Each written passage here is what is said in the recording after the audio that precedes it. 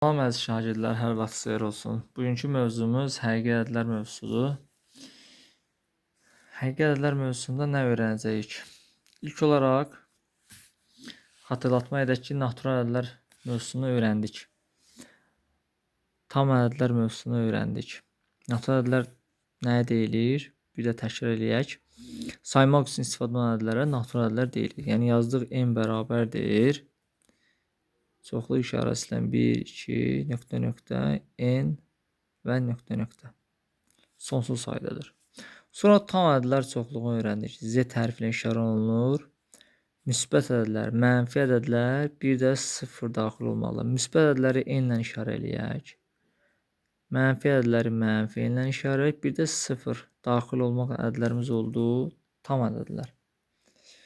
İndi öyrənəcəyimiz yeni ədədlər çoxluğu rasional ədədlər. Rasional ədədlər o ədədlər deyilir ki, həm burada natural ədədlər iştirak edir, həm tam ədədlər iştirak edir, bir də kəsr ədədlər iştirak edir. Yəni ixtisar olunmayan kəsrlər. Ona deyirik rasional ədədlər. Ümumilikdə n bölünsün n şəklində olan ədədlərə rasional ədədlər deyilir. Burada biz m-i tam ədədlər çoxluğu götürməliyik. N-i də natural ədədlər çoxluğu. Yəni bu şəkildə olan ədədlərə rasional ədədlər deyirik. Rasional ədədlər çoxluğu Q hərfi ilə işarə olunur. Yəni burada Q bərabərdir yazsaq nə yazarıq? Natural ədədlər n,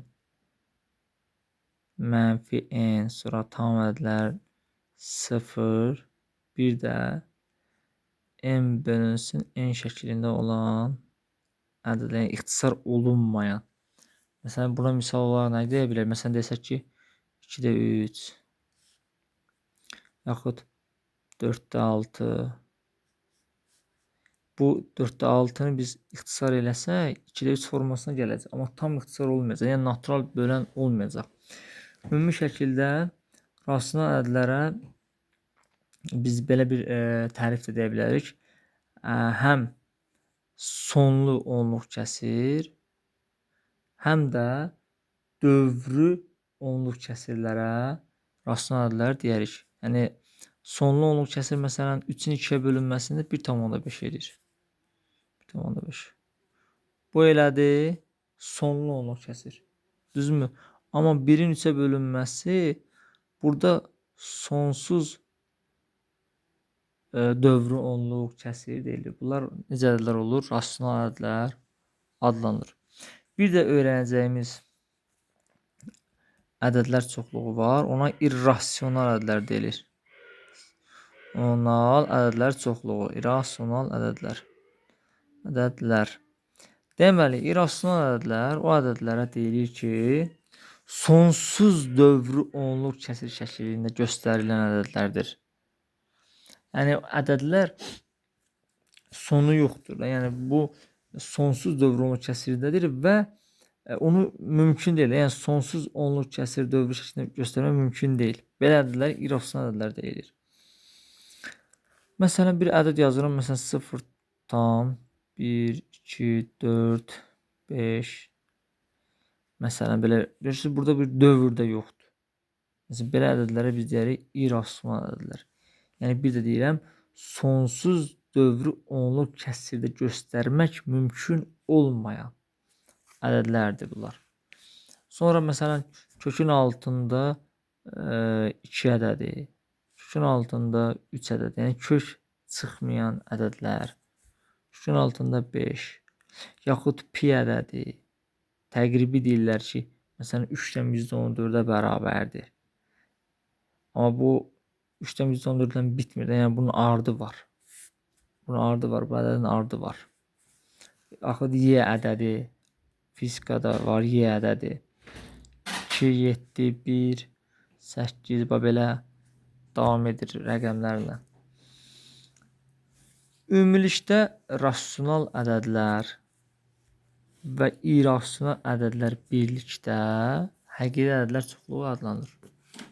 Deməli biz həqiqi ədədlər çoxluğunu 2 qrupa bölsək, həqiqi ədədlər çoxluğunu 2 qrupa bölsək, deməli rasional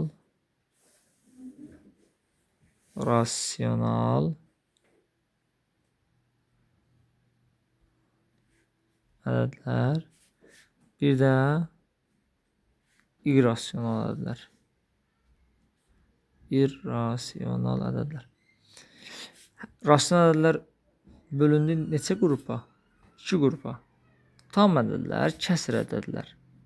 Tam və yaxud kəsir. Kəsir şəklində ola bilər. Kəsir ədədlər. Tam ədədlər özləri hansılar oldu? Deməli oldu natural daxil oldu. Natural. Sonra daxil oldu nələr? Mənfi ədədlər. Natural ədədlərin əksisi də belə deyək. Natural ədədlərin əksisi. Bir də 0. Bunlar ümumilikdə hamısı necə ədədlər adlanır? Həqiqi ədədlər. Qeyd eləyin ki, uşaqlar, sıfırdan fərqli rasional ədəd ilə irrasional ədədin cəmi, fərqi, hasili və nisbəti irrasional ədəddir. Sıfırdan fərqli bir rasional ədəd götürün, onu irrasional ədədlə toplayın. Məsələn, sıfırdan fərqli bir rasional ədəd, məsələn 3. Bunu irrasional ədədlə toplayaq. İrrasional ədəddən məsələn 3 6-da 2. 3 plus 3 6-da 2 bizə necə ədəd verir? İrrasional ədəd verir. Yaxud 3-ün 3 6-da 2 hasili 3 3-də 2 verir. Yenə irrasional ədəd alır. Yaxud fərqi, yaxud nisbəti bizə irrasional ədəd verir. Lakin 2 irrasional ədədin cəmi, fərqi, hasili, nisbəti həm rasional, həm də irrasional ola bilər. Məsələn, kökün altında yazıram 2, bir yazıram kökün altında 8. Bunlar ikisi də irrasional ədədlərdir. Biz bunların biri-birinə hasili bizə verir kök altında 16. O da oldu cavab 4. Necə də oldu? Rasional. Bəzən isə irrasional ədəd kimdə qalacaq? Kök altında 2-ni, kök altında 3-ə vursam, kök altında 6 qalır. Bu isə necə ədəddir? İrrasional. Bu rasional olur. Bu isə irrasional.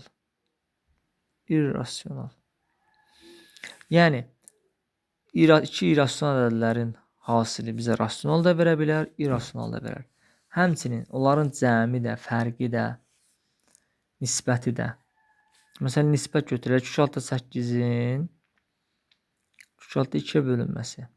Bizə cavabda verəcək kök altında 4, o da cavab olur 2. Yenə bizə verdi rasional.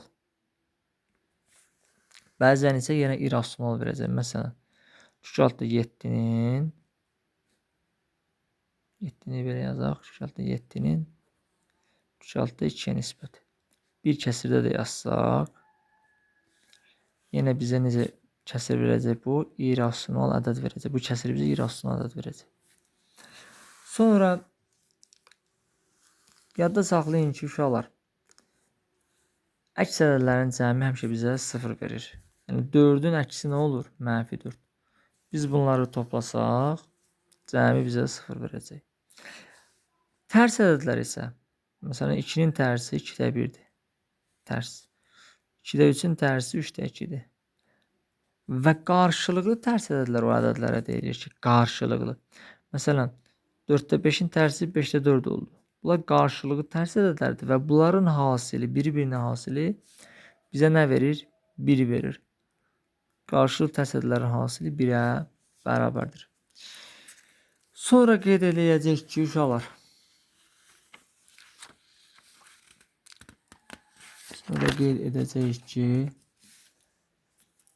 ədədin modulu.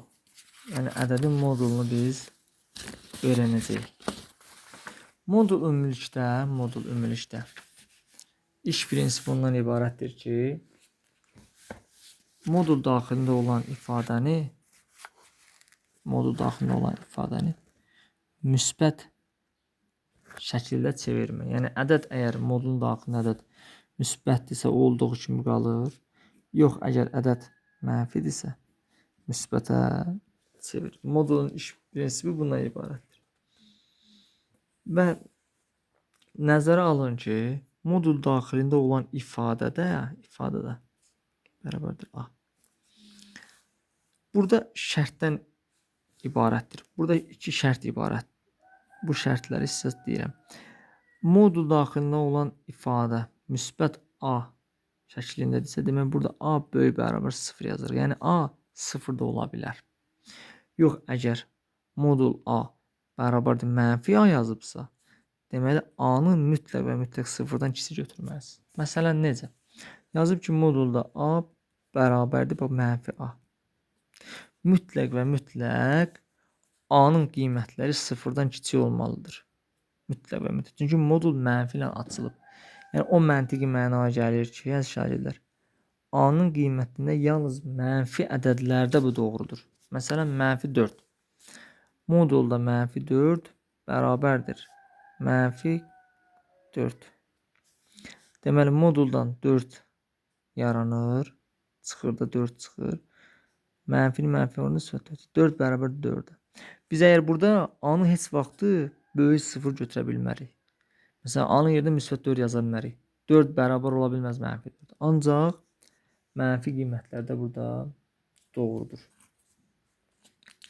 Modula aid bəzi xassələr var, onları qeyd edelim uşaqlar. Modul A həmişə böyük bərabər 0 olur. Həmişə. Yəni mənfi qiymət ala bilməz. Modul daxilində olan mənfi işarəsi müsbətləşdiyi üçün biz bunu bu şəkildə də bərabərliyi yaza bilərik. Mühüm xassələrdən biridir bu. Sonra modul daxilində A vurulsun B bərabərdir. Ayrı-ayrılıqda bu şəkildə yaza bilərik. Yəni, misal nümunələrdə bizə lazım ola bilər. Modul A bölünsün modul B eyni modulda nisbət şəkildə yaza bilərik. Və yaxud qüvvətlər də yaza bilərsiniz. Sonra deməli, modul daxilində fərqə fikir verməliyik. Yazılıb ki, A çıxılsın B. Biz burada desək ki, əgər A B-dən böyükdür, yəni A B-dən böyük olduğu üçün bizim ifadəmiz A-5 şəklində gəlib çıxacaq. Yox, əgər desək ki, burada bu birinci şərt, bu da ikinci şərt. Desək ki, yox, əgər A B-dən kiçikdir, onda bizim modul ifadəmiz B-A şəklinə gəlib çıxacaqdır. Yəni, burada ona görə deyir ki, A əgər B-dən kiçik ədəddirsə, məsələn, misal nömrələrə göstərək. A-nın qiyməti 2, B-nin qiyməti 5. Biz 2-dən 5 çıxanda deyirik mənfi 3-ə bərabərdir. Və mənfi 3-dən cavab çıxır müsbət 3. Yəni, bu o deməkdir ki, modul daxilində 2-5-i A B-dən kiçik olduğu üçün B-A şəklində yazmağımız lazımdır. Bunu biz ifadələrdə görəcəyik. İndi misal nümunələri bir-ikisini sizə xatırladacağım. Test nümunələrində siz buna aid misal çox görmüsünüz. Məsələn, yazılıb ki, 2-3-ün 3 çıxılsın 1-3-ün 3. Test toplularından bu tip misallar var. Biz ilk olaraq bilməliyik ki, 2-dən 3 cavabın çıxanda müsbət olur, yoxsa mənfi. Biz bunu hardan bilməliyik? 2-3-ün altına salmalıyıq. Elə 3-4. 3-4-ün cavabından 3-3-ün cavabını çıxanda müsbət olur. Deməli, birinci ifadəmiz müsbət olduğu üçün olduğu kimi qalır. İkinci ifadəyə keçirik. 1-2-3-ün altına salanda 1 olur. 1-in cavabından 3-ün cavabını çıxanda, 3-3-ün cavabını çıxanda mənfi olur. Deməli, biz işarəmiz mənfi olduğu üçün ifadəni etməliyik, dəyişməliyik. 2-3 minus mötərizəni asırıq. 3 plus 1. 2 üstə 1 3. 3 bu da bizə verir 3. Yekunda cavabımız oldu 3. Bu tipli çoxlu misallar var. Bunları test izahlarında da sizə göstərəcəm. Növbəti bir misal həllinə keçək.